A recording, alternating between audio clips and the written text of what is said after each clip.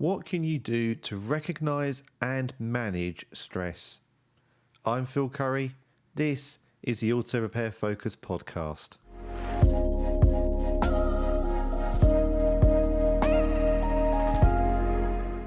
April was Stress Awareness Month, but as I'm sure we all know, stress doesn't just confine itself to 1 month of the year. It can live with us for a very long time and cause both mental and physical health issues. To find out more about how you can deal with stress as situations arise, I'm speaking with Nishi Pankhania, a life coach at Ben, the automotive industry charity. Ben offers both mental health and physical health services, and if you work in the automotive industry, you are able to ask them for help. Your family is also covered, so please, if you are struggling, reach out. You can find more details at www.ben.org.uk. Nishi, it's a pleasure to have you joining me today on this. Great to be here with you, Phil. Thank you. So my first question, has there been an increase in stress and even stress awareness to your knowledge? Yeah, so a lot of the people that we do work with here at Ben Life Coaching are affected by stress. And we can kind of see in the things that we see on social media and in the media, there is a lot of emphasis around stress. We did a health and wellbeing survey. We do one every year. So the results from the last year one, we surveyed kind of just over 1,000 people, and we measured the prevalence of 74 different issues that impact people's health and well-being, and stress ranked the highest. It was like the thing that came up the most for people. And then I think after that was poor sleep and low mood, both of which probably are affected by stress as well. So it is a really big topic that affects people, yes. So you mentioned poor sleep and so on. I mean, what else can lead to stress? Yeah, so lots of different things. Again, in the survey, people had mentioned things like workload, having unrealistic targets. And, you know, I know from my experience in coaching people around stress, some of the things people come with are they're struggling with work-life balance. Certain life events might cause stress, like redundancy, things that are out of our control, a bereavement, a relationship breakdown. They can all definitely impact our stress. Also not having a sense of belonging as well, you know, when people are in the workplace or just even in their general life, not feeling like they belong, because belonging is a massive thing that can help with our resilience to stress, having that support network around us. One of the reasons we're talking is that April was Stress Awareness Month. It's a month completely dedicated to recognising stress, dealing with stress. Now, why is a month dedicated to that so important? Does it help to raise awareness of stress, the fact that people can try and deal with it in the best way possible, or seek help to deal with their stress levels? Yeah, I think that chronic stress, you know, stress that's just left unchecked and goes on and on and on for a long time, has lots of different manifestations. And sometimes we might not connect something that's going on in our life to stress. We just think, oh, I've got a stomach ache. Maybe it's something I ate, or I've got a headache. And, you know, maybe it's something that's kind of, I've not had enough sleep or something. So Stress Awareness Month is really about encouraging people to really kind of take a check of their life and see where is stress affecting them. Stress can kind of have physical symptoms, like I mentioned. It can cause headaches, stomach aches. It can cause us to lose our appetite. It can affect our sleep. It can have emotional impacts on us, like anxiety. It can make us irritable. You know, we might be a bit short-tempered, or people might be saying to us, why are you so angry? And actually, it might be stress. It might be that we're feeling stressed out is more than we can manage on our plate. And we also know that it can manifest in health risks as well. So, for example, it can increase blood pressure, the risk of stroke, obesity, can cause eating disorders, lots of different things. And I think that the month dedicated to it encourages people to take a look at their life and see where stress is impacting them and how they could work on that. I'd say it's important as well, isn't it, to highlight that stress doesn't just happen in April, in that month. It is an all year round thing. And as you said, I think a lot of people might just consider stress to be, I've got to rush around and get this done. They don't sort of realize what the impact of stress in the longer term can actually do. So really awareness across the year is key as well, I'd imagine, isn't it? Yeah, definitely. There will be kind of periods in the year when we might feel more stressed, like in the run up to Christmas or things like that. But stress definitely features all the way throughout the year. And I think as humans, we become really good at adapting.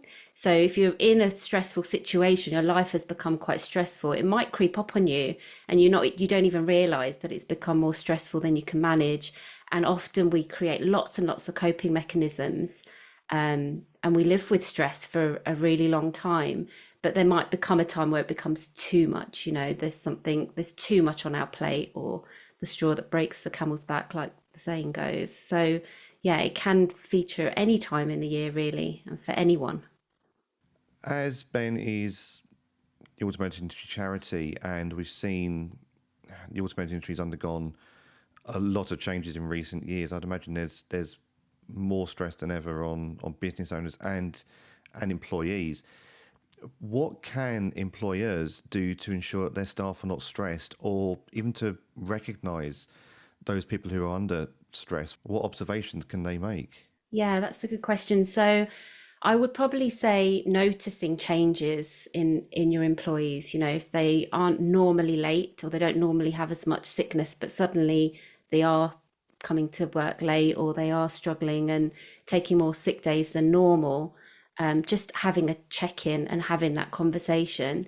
Sometimes it can feel a bit daunting to have that conversation, but you don't have to be a professional to just ask someone how they are and listen, really. And if you do get a sense that somebody is stressed and they're in need of support, then that's what Ben's here for.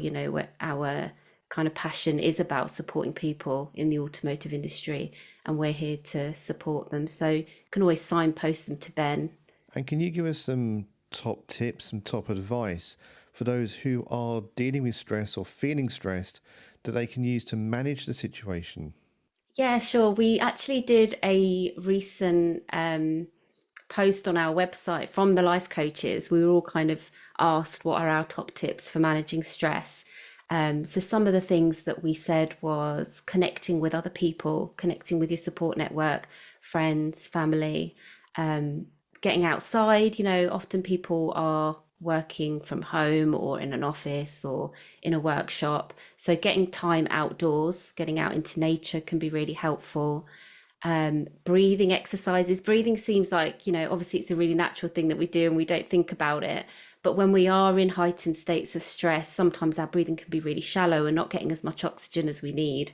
So just spending a few minutes breathing deeply can really oxygenate the brain and the body and help us to calm down and relax and think better.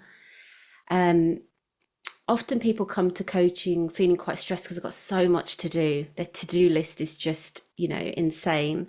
And so getting organized can be really helpful. And that is definitely something, we can talk about in coaching as well.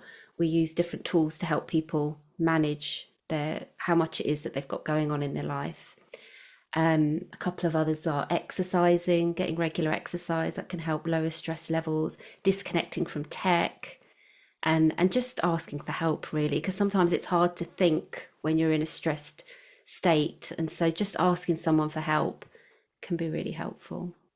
I imagine as well, as you said, after the COVID-19 pandemic, a lot of people are, as you said, working from home. And I imagine it's very easy as well to get enclosed within those four walls, because not only are you living there, but you're working there as well. So you're unable to separate that work-life balance, as you said. And I would imagine that's led to an increase in that type of stress over the recent years. Yeah, sometimes people, if they live alone, particularly, they're working in their office, they shut their laptop down at the end of the day, and then they're kind of still in that same space without anyone to connect with. So we kind of do encourage people to make an effort to connect with other people. We're social beings. We need that connection to feel well. It's a key pillar of our health and well-being. So definitely kind of connecting with people, reaching out to people is really helpful. So can you tell me just a bit about life coaching, what it is, what it involves? Yeah, sure. So I often explain coaching as being a safe space to think. Um, we probably feel like we do a lot of thinking all the time, but we can really get that chance to do good quality thinking in coaching. We get that time to think about ourselves and dedicate some time to thinking about what do I want? What am I doing right now? What do I want to be doing? And how do I get there? It's a great place for support. The coaches are really supportive. The whole coaching team is really friendly and supportive. But coaching is also that place where you can be challenged a little bit as well and kind of explore what am I doing that's within my comfort zone? What do I want to achieve that's maybe a little bit outside of my comfort zone? And a coach can be that person that can help you kind of explore up to the edge of your comfort zone and take that step outside. Because when we move outside our comfort zone, it expands. So it's kind of that safe space to explore that. Often in coaching, we will talk about identifying unhelpful habits and how we can create new habits, more helpful ones, and also addressing limiting beliefs. You know, sometimes there's things we want to achieve and do, and we just think, no, I can't do that, or I won't be able to do that. So, coaching is a great place to really unpick that and check how rational is our thinking and explore new ways of being and how we can achieve goals that we maybe think are out of reach. And how can life coaching benefit those who are struggling, not just with stress, but in general as well? Because again, I imagine an awareness of life coaching must have increased over recent years as well. Yeah, there's definitely been an increase. Like we've noticed a 20% increase year on year in people coming forward for coaching, the coaching referrals we've received. And like over 5,000 people have viewed our coaching page in the last year alone. So I'd say that coaching benefits people because it's a supportive environment. Sometimes when you go and speak, like, you know, it's great to speak to friends and family, and that's really good. But sometimes people do really like speaking to someone that doesn't know them, doesn't know any of the history, isn't going to tell them what to do, isn't going to judge them on you know where they are and why they're there, but they're just going to be there to support them and empower them to make their own choices. So yeah, I often talk about that balance between challenge and support. That's one of my favorite things about coaching is we get to be really supportive, but we also get to challenge, and it does wonders for people. You know, on the Ben website, there is a page where we feature Ben's stories, so people can kind of go on there and have a read of people about people that have done testimonials and been through support at Ben or coaching specifically, and hear a little bit about what that felt like for them and what it helped them achieve. So you said there's been an increase in referrals as well. Is it a good thing that people are recognizing that they need help and that help is available? Because I can imagine it is difficult to reach out for a lot of people still. I definitely think it is a good thing. I think people like talking to another human being. Sometimes there is support that can be like digital and things like that. But what we've heard from people that have reached out for support is that they like talking to another human being. Um, and you know, one thing I have noticed with people that come through for coaching is sometimes they have said, like they've said that I felt a bit apprehensive. I don't want to bother anyone. I don't want to be a burden. I'm sure there's lots of other people that need this support, and you know, they feel apprehensive about reaching out for support. But actually, you know, that's exactly what we're here for, and there's no loss really if you do reach out, and we welcome people to kind of come forward and seek out that support. I guess it's a strength, isn't it, to ask for help? It's not a weakness. And I think perhaps a lot of people in the automotive industry and worldwide sometimes worry, as you said, that they're being a burden and that really it's a weakness, and asking for help is a weakness. But it's not, is it? It's a sign of starting the journey. Yeah, for sure. I definitely agree. I'd say don't judge yourself. You know, if you're feeling like you're struggling, it's really normal. Everyone will struggle at some point in their life, because that's just what life's like. It's up and down.